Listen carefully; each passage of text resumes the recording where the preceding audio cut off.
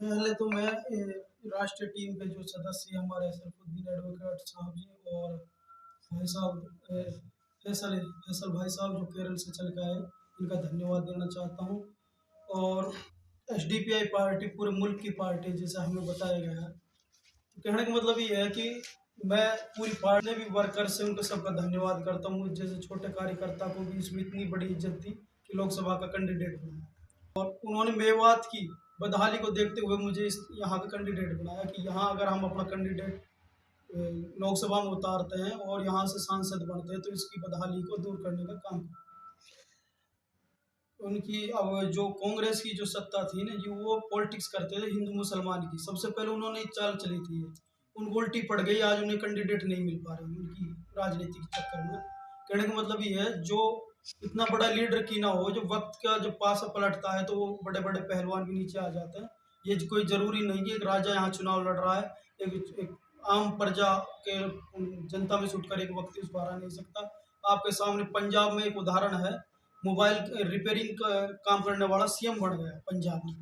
दिल्ली में काफी ऑटो चलाने वाले विधायक बन गए, तो एक किसान का बेटा सांसद नहीं बन सकता। अनवर जी, किस तरह की तैयारी चल रही है लोकसभा चुनाव को लेकर? मेरी तीनों विधानसभा जो मेवात की खास तौर से, इनमें मैं अपने आप को 100% वोट मानता हूँ। 6 लाख वोट जो मेरी है वो रिजर्व है। बाकी की बात यह है कि जो गुड़गांव 10 लाख वोट है जो बादशाहपुर गुड़गांव, और इनमें रेवाड़ी में, इनमें अब मैं नहीं कह सकता उनमें कितनी वोट। तो आप गांव-गांव जा रहे हैं, लोगों से मुलाकात भी कर रहे हैं? इंशाल्लाह मैं सबके पास। आपने कहा कि मेवात की तीनों विधानसभा में मेरा दबदबा है, 100% वोटें हमें मिली हैं, मगर भाजपा के उम्मीदवार कहते हैं कि अब की बार 2/3 वोट मैं लूंगा। मैं बताना चाहता हूँ, इन दोनों पार्टियों से मेवात के लोग उब चुके हैं। इन लोगों ने मेवात का शोषण किया है। ना ये रेल दे पाए, ना यूनिवर्सिटी दे पाए, ना रोड दे पाए, न ये चिकित्सा क्षेत्र में कोई काम कर पाए। आप यहाँ CSC PSC में जाकर देखोगे तो डॉक्टर नहीं मिलेंगे आपको, खांसी की बुखार की दवाई नहीं मिलेगी। तो लोग इनकी दोनों सरकारों से परेशान हैं। वो बिल्कुल नहीं चाहते कि हम इन दोनों को वोट दें। अब की बार वो नया ऑप्शन देखना चाहते हैं। एसडीपीआई पार्टी जो पूरे मुल्क की पार्टी, वो मेवात में एंट्री कर चुकी है। इंशाल्लाह एक वोट मेवात की एसडीपीआई।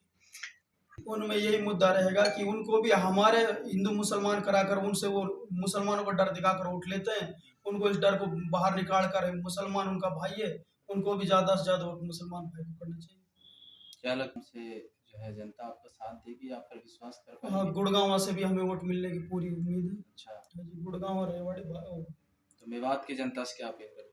मेवात की जनता तो साथ में, उन्होंने तो मुझे कैंडिडेट बनाया। उन्होंने सब जगह जब मैं गया हूँ कि आप चुनाव लड़ो, हम इन दोनों से परेशान हैं, कांग्रेस बीजेपी से। तब ये देखा जब मैं दिल्ली एसडीपीआई कार्यालय गए, वहाँ बात करी चुनाव को लेकर। उन्हें बताएगा कि मेवात को आज 76 साल हो गए, उनका हक नहीं मिल रहा है।